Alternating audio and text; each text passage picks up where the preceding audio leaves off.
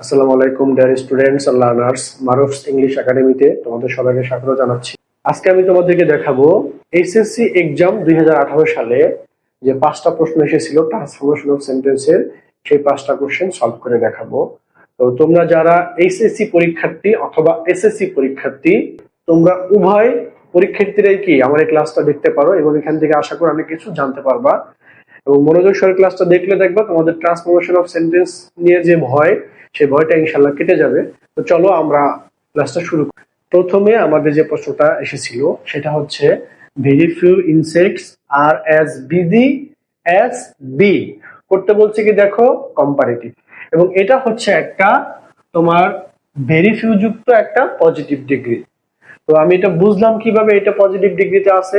প্রথম কথা হচ্ছে তুমি একটা সেন্টেন্স পজিটিভ ডিগ্রিতে আছে, একটা ডিগ্রি পজিটিভ ডিগ্রিতে আছে নাকি কম্পারেটিভ ডিগ্রিতে আছে নাকি সুপারলেটিভ ডিগ্রিতে আছে, তুমি সেটা কিভাবে বুঝবা?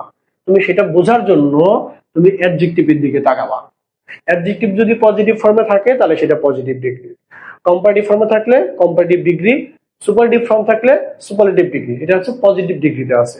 আর তুমি যদি অ্যাডজেক্টিভ চিনতে তোমার সমস্যা হয়, তোমরা যারা মনে করো যে আমি অ্যাডজেক্টিভ খুঁজবো আমার কষ্ট হয়ে যাচ্ছে, তোমার জন্য আরো একটা সহজ টেকনিক আছে। দেখবা এই সেন্টেন্সের শুরুতে একটা ভেরি ফিউ আছে, দেখবা এই ভেরি ফিউটা পজিটিভ ডিগ্রি ছাড়া অন্য কোনো ডিগ্রিতে বসে না। তাহলে ভেরি ফিউ দেখি কি আমি বুঝে গেছি এটা একটা পজিটিভ ডিগ্রিতে আছে। এখন এটাকে আমাকে কম্পারেটিভ করতে হবে। তাহলে এটাকে কম্পারেটিভ করার জন্য তুমি করবা, দেখবা এইখানে সেন্টেন্সের মধ্যে দুইটা অ্যাজ আছে, এটাকে খুঁজবা দুইটা অ্যাজ।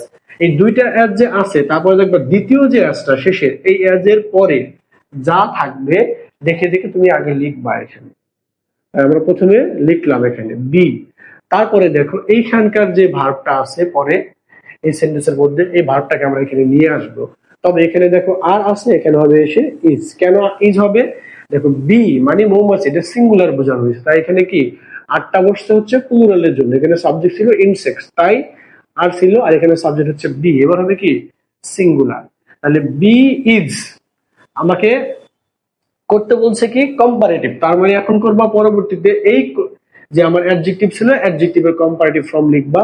বি বিজি এর কম্পারেটিভ ফর্ম হচ্ছে বিজিআর, তো কম্পারেটিভ ফর্ম হচ্ছে বিজিআর। তারপরে তুমি লিখবা একটা দেন মোস্ট আদার। দেখো আমি দেন মোস্ট আদার লিখবো কেন?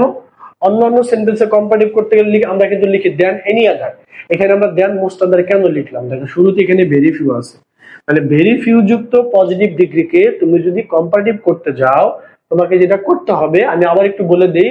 প্রথমে দ্বিতীয় যে অ্যাস থাকবে ওই অ্যাস এর পরে যা থাকবে সবটাকে তুমি দেখে দেখে লিখবা। এই সেন্টেন্সে শুধু বি আছে, অনেক সেন্টেন্সে বেশিও থাকতে পারে, তো আমি বি এখানে লিখলাম এখানে। তারপরে এখানে যে ভার্বটা থাকবে এই ভার্বটা এখানে চলে আসবে। তবে এটা ছিল এখানে সাবজেক্টটা প্লুরাল দেখে ভার্বটা প্লুরাল, কিন্তু এখানে এই ভার্বটা এখানে সিঙ্গুলার হয়ে যাবে, ইজ হচ্ছে সিঙ্গুলার। তারপরে তোমার যে কাজ অ্যাডজেক্টিভ থাকবে, যে অ্যাডজেক্টিভের কম্পারেটিভ ফর্ম বসবে। তাহলে বিজি হচ্ছে পজিটিভ, এটা হচ্ছে কম্পারেটিভ। তারপর এখানে কি বলবে একটা দেন মোস্ট আদার, কারণ এখানে কি ছিল ভেরি ফিউ, পরে কি বসবে দেন মোস্ট আদার। লিখলাম দেন মোস্ট আদার, তারপরে দেন মোস্ট আদার পর লেখার পর তুমি দেখবা এই যে ভেরি ফিউ আর যে আমার যে ভার্ব ছিল এই দুটার মাঝখানে যেটা থাকবে ওইটাকে লিখবা। এখানে এখানে কি আছে দেখো, তাহলে ইনসেক্টস। দেখো আশা করি তোমরা বুঝতে পারছো, খুব বেশি কঠিন কিন্তু না, একবার দুইবার প্র্যাকটিস করলেই হবে। তারপর হচ্ছে গিয়ে আমি এটা আর আলোচনা করতেছি না, করলে ভিডিওটা একটু বড় হয়ে যাবে। দেখো ইট is known as an industrious creature, এটাকে করতে বলছে কি দেখো অ্যাক্টিভ করতে বলছে, তার মানে ভয়েস থেকে আসছে প্রশ্নটা। হ্যাঁ, তাহলে অ্যাক্টিভ যেহেতু করতে বলেছে তার মানে কি প্যাসিভ ভয়েসে আছে, তাহলে আমাদের অ্যাক্টিভ করতে বলে প্যাসিভে থাকে আর প্যাসিভ করতে বলে অ্যাক্টিভে থাকে। আমার কি করতে বলছে অ্যাক্টিভ, তাহলে অ্যাক্টিভ করার জন্য বা প্যাসিভ করার জন্য করতে হয় আগে দেখবা সাবজেক্ট কোনটা ভার্ব কোনটা অবজেক্ট কোনটা। দেখো ইট হচ্ছে এখানে সাবজেক্ট আর ইজ নোন হচ্ছে এখানে ভার্ব। দেখো এখানে বাই যুক্ত কোনো অংশ এখানে নাই, কিন্তু এখানে নোনের পরে একটা বাই এখানে আছে, দেখা যাচ্ছে না, ধরে নিবা। যে সকল সেন্টেন্সে বাই দিয়ে অবজেক্ট দেওয়া থাকে না সেটাকে ধরে নিতে হয় যে it is known as, known by কাদের দ্বারা দেখা হয়, এখানে অবজেক্ট ধরে নিবা। এখানে যদি কোনো সেন্টেন্সে এরকম প্যাসিভ ভয়েসে বাই দিয়া অবজেক্ট দেওয়া না থাকে তখন তুমি এই সেন্টেন্সের সাথে সামঞ্জস্যপূর্ণ একটা অবজেক্ট ধরে নিবা। আর দেখো এই যে অ্যাজ অ্যান ইন্ডাস্ট্রিয়াস ক্রিয়েচার এইটা হচ্ছে একটা অতিরিক্ত অংশ, এটা যেভাবে ছিল এটা সেভাবেই থাকবে, এটার কোনো পরিবর্তন আমার করতে হবে না। তখন আমি এখানে আমার ইচ্ছা মতো আমি অবজেক্ট ধরে নিচ্ছি এখানে আস, তাহলে আজকে যদি সাবজেক্টে নিয়ে আসি তাহলে এখানে হবে কি উই। তারপরে দেখো এই যে অক্সিলারি ভার্ব, এই অক্সিলারি ভার্ব আর থাকবে না, কারণ তুমি যখন অ্যাক্টিভ থেকে প্যাসিভ করবা তখন অক্সিলারি লাগবে, কিন্তু প্যাসিভ থেকে অ্যাক্টিভ করলে অক্সিলারি ভার্বটা উঠে যায়। তখন তুমি করবা কি এই ভার্বটাকে লিখবা, এই ভার্বটাকে এখানে লেখার পরে খেয়াল রাখবা আমি কি এটা কিভাবে লিখবো, আমি কি নুন লিখবো নাকি এই ভার্বের প্রেজেন্ট ফর্ম লিখবো না পাস্ট ফর্ম না পাস্ট পার্টিসিপল ফর্ম, সেইটা বোঝার জন্য এই যে অক্সিলারি ভার্বটা ছিল এটা থেকে হেল্প নিবা। দেখো এই অক্সিলারি ভার্ব দিয়ে কি প্রেজেন্ট টেন্স বোঝানো হয়েছে নাকি পাস্ট টেন্স বোঝানো হয়েছে। দেখো ইজ দ্বারা অবশ্যই কি প্রেজেন্ট টেন্স, যদি এই ভার্ব দ্বারা প্রেজেন্ট টেন্স বোঝায় তাহলে তুমি এই ভার্বটা মেইন ভার্বটার এখানে প্রেজেন্ট ফর্ম লিখবা। আর যদি এখানে ওয়াজ থাকতো তাহলে আমরা এখানে কি লিখতাম, আমরা এখানে নিউ লিখতাম। যেহেতু ইজ আছে সেহেতু কি হবে এখানে নো হবে, তাহলে নিউটাকে মুছে দিলাম। তাহলে উই নো, অবজেক্টটাকে সাবজেক্ট করেছি, তারপরে ভার্বটা লিখেছি, তারপরে কি ইট, এবার এখানে কি অবজেক্টে চলে যাবে। দেখো এখানে ছিল বড় হাতের আই, এখানে হচ্ছে ছোট হাতের আই, হ্যাঁ ইট। তারপরে এই যে অংশের কোনো কাজ নাই, এটা দেখে দেখে যা যেভাবে ছিল সেভাবে লিখে দিবা। Industrious, industrious creature. তাহলে দেখো আমার অ্যাক্টিভ ভয়েসে কি হলো, দেখো we know it as an industrious creature. আশা করি বুঝতে পেরেছো। হ্যাঁ, তাহলে পরেরটা দেখি আমরা। দেখো it flies from flower to flower, এটা ফুল থেকে ফুলে উড়ে বেড়ায় এন্ড কালেক্টস হানি, এবং কি মধু সংগ্রহ করে। করতে বলছে দেখো এটাকে সিম্পল আছে কোন সেন্টেন্সে, এটা এটা হচ্ছে কম্পাউন্ড সেন্টেন্স আছে, কারণ এখানে দেখো কি আছে একটা এন্ড আছে, এন্ড দ্বারা দুইটা ক্লজ যুক্ত হইলে সেই দুইটা ক্লজ মিলে একটা কম্পাউন্ড সেন্টেন্স হয়। দেখো এটার মাঝখানে কি আছে একটা এন্ড আছে, তাহলে আমরা করবো কি এরকম যদি কোনো কম্পাউন্ড সেন্টেন্সের মাঝে এন্ড দেওয়া থাকে সেটাকে যদি সিম্পল করতে দেয় তুমি করবা কি সেন্টেন্সের একবারে শুরু থেকে এন্ড এর আগ পর্যন্ত যা আছে সব দেখে দেখে লিখবা। তাহলে আমরা যদি দেখে দেখে লিখি, দেখো তাহলে it flies from flower to flower, flower to flower, এবং যে এখানে এন্ড থাকে এন্ড এর পরিবর্তে একটা টু লিখবা। লিখে পরবর্তীতে যা আছে সব দেখে দেখে লিখবা। তবে এই ভার্বটা লেখার সময় একটু খেয়াল রাখবা, দেখো ভার্বের সাথে এখানে কি ছিল এস ছিল, এবার এখানে এস বসবে না, কারণ দেখো এই ভার্বের এখানে কি আছে এখানে টু আছে। আমরা জানি টু এর পরে সব সময় ভার্বের বেস ফর্ম বসে, এই ভার্ব ওয়ান মানে কি ভার্বের বেস ফর্ম। তাহলে আমার এখানে এই কালেক্টর এসটা এখানে কি বাদ যাবে, বসবে না। পরে কি ছিল এখানে দেখো হানি, তাহলে দেখো আমার এটা কি সিম্পল সেন্টেন্স হয়ে গেল। তো আমার সেন্টেন্সটা কি হলো আমরা একটু পড়ি একবার। দেখো it flies from flower to collect honey, এটা কি ফুল থেকে ফুলে উড়ে বেড়ায় মধু সংগ্রহ করতে। তো আশা করি তোমরা হচ্ছে গিয়া বুঝতে পেরেছো। তো আমরা এখন পরের দুইটা কোশ্চেন সলভ করব। 4 নম্বরে আমাদের যে প্রশ্নটা এসেছিল, দেখো it stores honey in the heap, এটা কি করে যে মধু সংগ্রহ করে ইন দা হিপ, হিপ মানে হচ্ছে মৌচাক, মৌমাছি যেখানে মধু সংগ্রহ করে রাখে তাকে বলা হচ্ছে গিয়া হিপ। হ্যাঁ, তাহলে মৌচাকে এটা মধু সংগ্রহ করে রাখে। কি করতে বলছে প্যাসিভ করতে বলছে, তার মানে কি এটা অ্যাক্টিভ ভয়েসে দেওয়া আছে। তাহলে অ্যাক্টিভ ভয়েসে দেওয়া থাকলে আমি দেখবো এটা সাবজেক্ট কোনটা। দেখো সাবজেক্ট হচ্ছে এখানে ইট, আর ভার্ব হচ্ছে এখানে স্টোরস, আর এই দেখো হানি এটা হচ্ছে এখানে অবজেক্ট, আর ইন দা হিপ এটা হলো এক্সটেনশন, অতিরিক্ত অংশ। এই অংশের কোনো কাজ নাই আমাদের। হ্যাঁ, তা আমরা সাবজেক্ট ভার্ব এবং অবজেক্ট নিয়ে কাজ করব। মনে রাখবা অ্যাক্টিভ প্যাসিভ মানে কি সাবজেক্ট ভার্ব এবং অবজেক্ট নিয়ে কাজ করতে হবে। বাকি যে অতিরিক্ত অংশ থাকে বা এক্সটেনশন থাকে ওইটা হচ্ছে অ্যাকচুয়ালি তোমাদেরকে একটু বিপদে ফেলানোর জন্য দেওয়া হয়, তোমরা যেন একটু ভয় পাও যে এত বড় কঠিন সেন্টেন্সটা একটু বড় করার জন্য দেওয়া হয়। হ্যাঁ, তুমি অ্যাক্টিভ থেকে প্যাসিভ করার জন্য বা প্যাসিভ থেকে অ্যাক্টিভ করার জন্য যেটা ফার্স্ট অফ অল খুঁজবা এটা সাবজেক্ট কোনটা, ভার্ব কোনটা, অবজেক্ট কোনটা। তুমি যদি সাবজেক্ট ভার্ব এবং অবজেক্ট খুব সহজে চিনে ফেলতে পারো বা বের করে ফেলতে পারো তাহলে কি তোমার জন্য অ্যাক্টিভ প্যাসিভ করা তখন খুব সহজ হয়ে যাবে।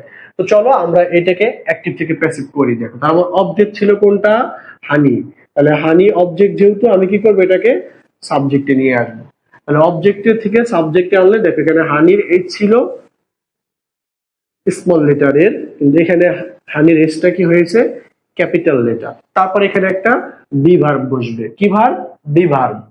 এখন বি ভার্ব আমি কোনটা বসাবো? দেখো এখানে লেখা আছে কি স্টোরস, আমার ভার্বটা আছে কি প্রেজেন্ট ফর্মে আছে। ভার্ব যদি প্রেজেন্ট ফর্মে থাকে তাহলে এখানে বসবে এম, ইজ অথবা আর, এই তিনটার মধ্যে যে কোনো একটা। তিনটা বসবে না, তিনটার যে কোনো একটা বসবে। এখন তুমি দেখবা সাবজেক্টে যদি কখনো আই থাকে তখনই কি এখানে এম বসে। আর সাবজেক্টটা যদি প্লুরাল হয়, প্লুরাল বলতে যেমন ধরো উই অথবা দে অথবা ইউ, ইউটাকে দ্বারা তোমার সিঙ্গুলার এবং প্লুরাল দুইটাই বোঝায়, এই জন্য এরপরও কি আর বসে। হ্যাঁ, তাহলে দেখো আমার এখানে হানি মানে কি মধু, এটা কি সিঙ্গুলার, তার মানে কি এটা আর বসবে না। আর হানিতে এখানে আই তো না, তাহলে আইমও বসবে না, তাহলে কি এম আর হচ্ছে কি আর, এই দুইটা কি বাদ, থাকে কি ইজ। তাহলে আমরা ইজটাকে একটু সুন্দর করে লিখলাম, তাহলে হানি ইজ। তারপর এখন কি এই ভার্বটার থার্ড ফর্ম লাগবে, মানে ভার্বের পাস্ট পার্টিসিপল ফর্ম লাগবে। তাহলে হানি ইজ স্টোরড, তারপরে একটা অতিরিক্ত বাই দিবা, তারপরে এখানে ইট বসাবা, তারপর হচ্ছে আমার পরের অংশ লিখবো আমরা নরমালি ইন দা হিপ, এইভাবে লেখার কথা। কিন্তু তোমরা একটা জিনিস খেয়াল রাখবা, যে কোন একটা সেন্টেন্সে অ্যাক্টিভ থেকে প্যাসিভ করার সময় তুমি সাবজেক্টকে অবজেক্টকে সাবজেক্ট করছো, ভার্ব নিছো, ভার্বের থার্ড ফর্ম বসাইছো, বসানোর পরে বাই দিয়া এই অংশ সাবজেক্টটাকে তুমি এখানে অবজেক্ট করার জন্য বসাবা, ঠিক আছে। কিন্তু দেখবা এই সেন্টেন্সে যদি কোনো অতিরিক্ত অংশ থাকে, এই অতিরিক্ত অংশটাকে আগে লিখবা, আগে লিখে তারপরে আমরা এখানে ওই যে বাই এখানে যে লিখতাম এটা পরে লিখবো। তারপর সাবজেক্টে কি ছিল ইট, এইটাকে বসায় দিব আমরা এখানে। যদি এই অংশটা না থাকতো তাহলে কি বাই ইট এখানে থাকতো। কিন্তু যদি অতিরিক্ত কোনো অংশ থাকে তখন কি তোমার বাই যুক্ত অংশটা কি হয়, সবার শেষে লেখাটা কি ভালো। হ্যাঁ, তাহলে দেখো আমার এটা কি প্যাসিভ হয়ে গেল। আশা করি তোমরা এটা বুঝতে পেরেছো। হ্যাঁ, লাস্ট ওয়ান। হ্যাঁ, দেখো লাস্ট ওয়ান কি লেখা আছে দেখো, ইন উইন্টার, শীতকালে, ইট রিমেন্স আইডল, এটা কি অলস ভাবে বসে থাকে, বাট কিন্তু ইট ওয়ার্কস হার্ড, এটা কঠোর পরিশ্রম করে, ইন স্প্রিং, বসন্তকালে। হ্যাঁ, তাহলে আমাকে করতে বলেছে দেখো কমপ্লেক্স, তাহলে আমাকে বুঝতে হবে আগে এটা আছে কোন সেন্টেন্সে, সিম্পল আছে না কম্পাউন্ড আছে। দেখো একটু তাকাও, দেখো একটা বাট আছে, কি আছে বাট আছে। দেখো বাটের আগে এখানে একটা ক্লজ আছে, বাটের পরে একটা ক্লজ আছে। যদি কোনো সেন্টেন্স এর মাঝে এন্ড থাকে অথবা বাট থাকে অথবা অর থাকে, তাহলে সেটা হচ্ছে গিয়ে কি হবে একটা কম্পাউন্ড সেন্টেন্স। আর অথবা এন্ড বাট অর দ্বারা যদি দুইটা ক্লজ যুক্ত হয়, তাহলে ওই দুইটা ক্লজ যুক্ত হয়ে যে সেন্টেন্স হয় ওই সেন্টেন্সটাকে বলে কম্পাউন্ড সেন্টেন্স। তাহলে আমাদের এখানে একটা কি বাট আছে, তার মানে কি একটা কম্পাউন্ড সেন্টেন্স, সেটা আমরা বুঝে গিয়েছি। এখন আমরা এই কম্পাউন্ড সেন্টেন্সটাকে বুঝে বুঝে কমপ্লেক্স করে ফেলবো। দেখো তাহলে, তাহলে যদি কোনো কমপ্লেক্স সেন্টেন্সের কম্পাউন্ড সেন্টেন্সের মাঝখানে তোমার যদি একটা বাট থাকে তাহলে আমরা কি করব দেখো, এখানে একটু কথা আছে দেখো, এই যে ইন উইন্টার, এই যে শীতকালে, এটা একটা আলাদা একটা অংশ।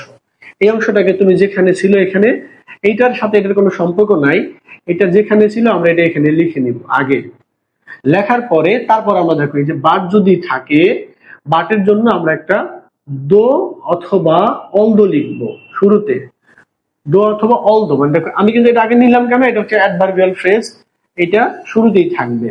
তারপরে আমি কি লিখছি দেখো, এখন এটার পরে এখান থেকে সেন্টেন্সটা অ্যাকচুয়ালি ইন উইন্টারের পরে কি সেন্টেন্সটা শুরু হয়েছে, এটা একটা অতিরিক্ত অংশ দিয়েছে। তাহলে বাট যদি থাকে শুরুতে কি লিখবো একটা দো অথবা অলদো। তারপরে এখন এখান থেকে দেখে দেখে সব লিখে দিব একবার ফুল স্টপ পর্যন্ত, শুধু বাটের জায়গায় একটা কমা ব্যবহার করব। তাই দেখো আমরা এটা আগে লিখে নিলাম, তারপরে যেহেতু মাঝখানে বাট আছে সেজন্য এই সেন্টেন্সের শুরুতে একটা দো, তারপরে বাকি অংশ ইট রিমেইনস আইডল, তারপরে কমার বাটের পরিবর্তে একটা কমা, তারপরে it works hard in spring. তাহলে দেখো আমার সেন্টেন্সটা কি হয়ে গেল, এটা কমপ্লেক্স হয়ে গেল। ইন উইন্টার, শীতকালে, দো ইট রিমেন্স আইডল, যদিও কি এটা অলস থাকে, ইট ওয়ার্কস হার্ড, এটা কঠোর পরিশ্রম করে, ইন স্প্রিং, বসন্ত কালে। তাহলে দেখো আমাদের এটা কি হয়ে গেল। তো আশা করি এই 5টা কোশ্চেনে কি তোমরা বুঝতে পেরেছো খুব সহজেই। তোমরা যদি এরকম আরো অনেক ক্লাস চাও তাহলে তোমরা কমেন্ট করে জানাও।